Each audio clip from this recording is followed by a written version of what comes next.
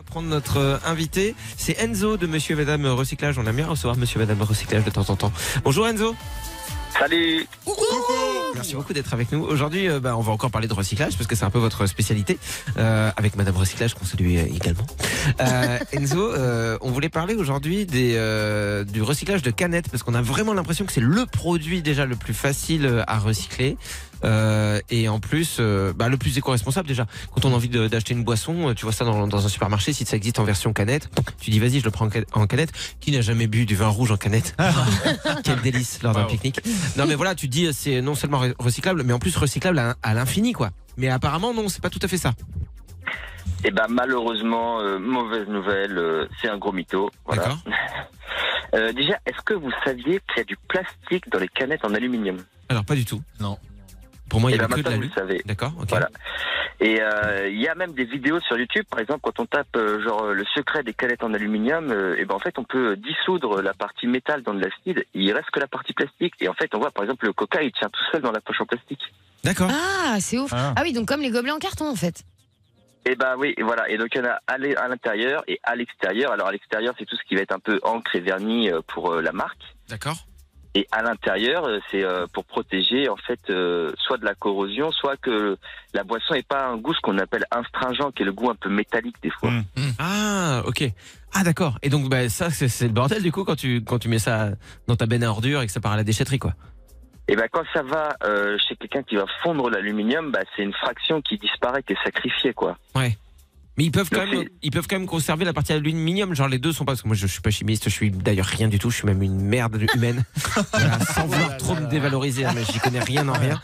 Mais du coup le métal et le plastique arrivent quand même à se dissocier, ils peuvent récupérer la partie métallique. Ouais, en fait le métal on va le faire fondre plutôt vers 800, 1000 degrés, et le plastique à cette température-là il s'est évaporé dans des composés genre le dioxyde de carbone et des choses comme ça, quoi. D'accord, ok. Et alors en quoi c'est terrible sinon à part ça les canettes en aluminium? Est-ce qu'il y a d'autres trucs à part le fait qu'il y ait du plastique dedans? Alors deuxième fun fact, est-ce que vous savez que entre 2 et 3 alliages d'aluminium différents pour la canette? Non. Et ça c'est grave? Alors en fait le corps c'est un alliage différent du chapeau, qui est un alliage différent de la petite clé qui permet d'ouvrir la canette. Ouais, d'accord. Si je prends les trois en mélange, donc la différence des alliages c'est que j'ai de l'aluminium, mais j'ai aussi un peu d'autres composés comme du magnésium ou du manganèse. C'est des mélanges de métaux. D'accord. Et donc quand je recycle les trois en même temps, forcément le nouveau mélange il est plus apte à refaire une des trois parties, parce que s'il y en avait un qui était un peu riche en cuivre, dans l'autre j'ai trop de cuivre et j'en veux pas. Donc du coup, une fois que ta canette elle est jetée à la poubelle, qu'est-ce qu'on en fait alors? Ça se recycle pas du tout? Alors si, quand même. Il faut pas. Alors la bonne nouvelle c'est que ça se recycle quand même très bien. La partie métal se recycle très bien. Alors en France, toutes les canettes sont pas en aluminium, il y a aussi les canettes en acier, mais là on va se concentrer sur celles en aluminium. D'accord. En gros, ça va chez un affineur qui lui en fait fait des mélanges de différents déchets et remet beaucoup d'aluminium vierge. D'accord. Et donc il va ajuster comme ça l'alliage. Donc le gros de l'aluminium plus, est-ce qu'il y a un peu de manganèse, est-ce que je mets un peu de cuivre, etc. Est-ce que j'en retire même? Tu peux avoir des procédés, tu remets un peu de chlore par exemple, et puis tu vas dire j'élimine un peu de magnésium comme ça. Putain, c'est les top chefs du recyclage quoi. Ça manque un peu de chlore là. Ah ouais, ça y est, je retrouve bien l'esprit de la canette là. On peut pouvoir foutre de la 8-6 à l'intérieur. Pour apporter un peu de peps. Bravo chef. Sébastien m'a vraiment surpris avec sa recette de canette. Bon super, en tout cas ça veut dire qu'on est obligé quand même de créer. Non seulement on recycle de la matière qui était déjà là, mais on est quand même obligé de rajouter quoi. On est toujours dans la production malheureusement. Et voilà, c'est le point essentiel à retenir, c'est qu'il faut toujours ajouter un peu de matière vierge, ou beaucoup, ça dépend. Donc si tu refais des pièces, par exemple de la fonte pour des moteurs de voiture, il faut en mettre beaucoup.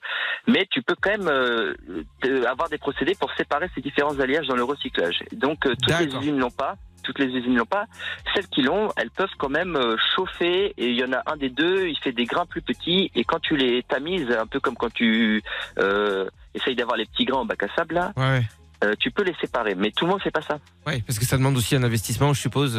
Tous les centres de tri n'ont pas ça de recyclage. Oui. Mais du coup, Enzo, il faudrait peut-être mieux boire. Déjà, peut-être arrêter de boire du soda, parce qu'on sait que pour la santé c'est bof.